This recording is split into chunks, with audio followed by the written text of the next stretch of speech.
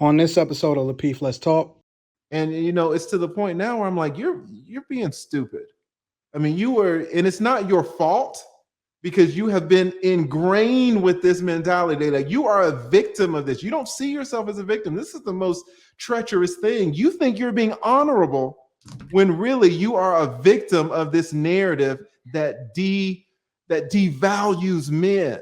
It says it's okay for men to be victimized. The women should be upheld. The women should be on the pedestal. The women should be protected. But what about you?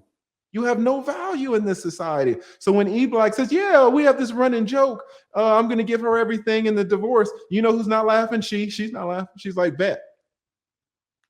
She's like, bet. So, I mean, I could go on for a long time, but let me just tell you, this is a fact. And I see it in so many different iterations, so many variations that is played out in our society. The lead, come to you. Yeah, like this ain't even a question. This is just 100% fact right here. And I see it played out. Can you guys hear me? Mm-hmm. Yeah, I can hear you. Okay. Maybe it's me. I see this. Okay. I see this played out in just so many variations through the court system.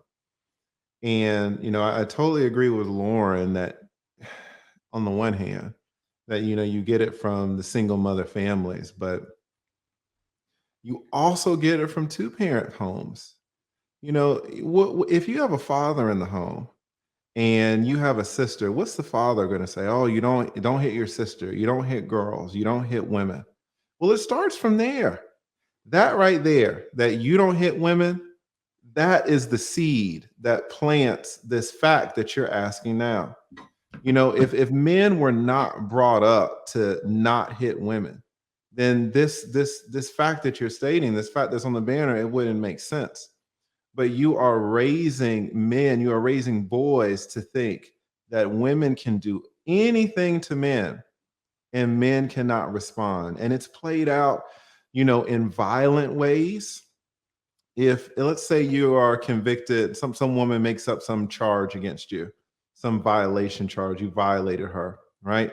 So the judge puts on the paperwork, says, listen, I'm gonna give you 4 years for this violation. Well, now you've got what's called in the criminal justice system, in the penitentiary system, you got bad paperwork because your paperwork said that you violated a woman. So when you go in to the diagnostic center, when you go into jail and they're trying to figure out where to put you in prison, you're in trouble because wherever you go, the first thing they're going to say is, okay, you're black, your people over here on cell block D. By the way, you need to bring your paperwork. And you're in trouble when it shows that you violated a woman. Why? And it's just a penitentiary full of men. But the men are going to say, oh, you're this or you're that because you violated a woman, you're scum, and you can get killed over bad paperwork. So you see it played out in vicious ways, but you also see it out in in subtle ways. When I was on here last time, we had E-Black TV on here, and he mentioned that he was married. But do you know what he said? And this is like, you guys didn't catch it, but as a divorce attorney, I was like, Jesus Christ. I caught it. He said that, if he ever gets divorced, she gets everything. She gets exactly, Courtney. I heard it. And I was like, ain't this about a bit? Like, you guys, like, he thinks he's being honorable. He thinks he's being honorable that, if he gets divorced, his wife gets everything. And I didn't say anything, right? Because, everybody has their own opinions, but I got a question. If you're saying that you love her so much and that because you love her so much, if you get divorced, she gets everything. I got a question. Does she love you?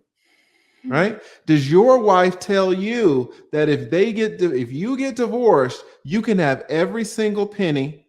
You can have all of the equity in the home. You can have all of your retirement account. Not only can you have your retirement account, you can have every penny of her retirement account.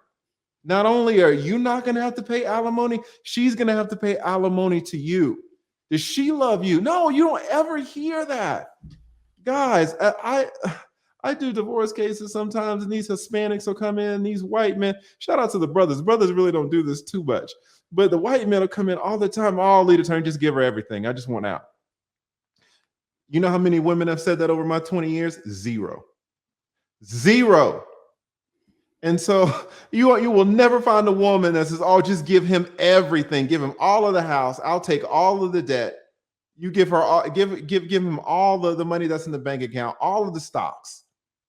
So, I mean, you see it in violent ways, which happens to you in the prison. You see it in the courtrooms, which is why alimony is so given out so generously, especially in the past, because you had these women who were damsel in distress. The women need help. The women need protection. But you're screwing over the men to give the women the protection. Like, men aren't protected, even from other men. And then you have so many and you know, I don't know if E Black is going to see this. This is not a shot. He is not the only one. But when I see it, I'm just like, man, like, people don't understand the narratives that they're living within their own head. They think they're being admirable, and they're not understanding that they're walking around with a victim mentality. Like, it doesn't seem, it seems like he's being the bigger person and just giving her everything, and it's not. It's a mentality that you morally are not allowed to protect yourself. You morally are not allowed to insist that you have rights, that you have value. Like, you have to give her everything and start over when she will not do the same for you. Like, it's just, I don't want to go on and on about it, but to me, it's disgusting. And you never want to be the woman. What's that? Feel free to go on and on. We're enjoying this. Well, listen, because now you start getting into some stuff that can get you canceled, right? When you say, you know, as a man, when you say, you know, so many men will cheer the whole fact that, you know, you should never hit a woman. Come down here to Georgia. You can hear that every day. You see these, you see these videos, especially with the white dudes, man. White dudes do not want to. I mean, let me back up. Like, get some Budweisers in them, and they'll get them, right? But I mean, there's domestic, there's DV in every race. But you just have these people who get on this high horse, this high mentality, this moral high ground as men, when it is not reciprocated. That's the thing. If it was reciprocated, you wouldn't hear me say this. If you heard women walking around saying, "No, I'm going to give him all of the assets and I'm going to take all of the debt," then as an attorney, I would say, okay, this is fair. But what I see is the opposite. I see men all the time becoming martyrs. I see men all the time becoming victims, men giving up the homes, and now they're in the Motel 6. And, you know, it's to the point now where I'm like, you're being stupid. I mean, and it's not your fault, because you have been ingrained with this mentality. Like, you are a victim of this. You don't see yourself as a victim. This is the most treacherous thing. You think you're being honorable when really you are a victim of this narrative that devalues men. It says it's okay for men to be victimized. The women should be upheld. The women should be on the pedestal. The women should be protected. But what about you? You have no value in this society. So when E Black says, "Yeah, we have this running joke, I'm going to give her everything in the divorce," you know who's not laughing? She's not laughing. She's like, "Bet." She's like, "Bet." So, I mean, I could go on for a long time, but let me just tell you, this is a fact. And I see it in so many different iterations, so many variations that is played out in our society.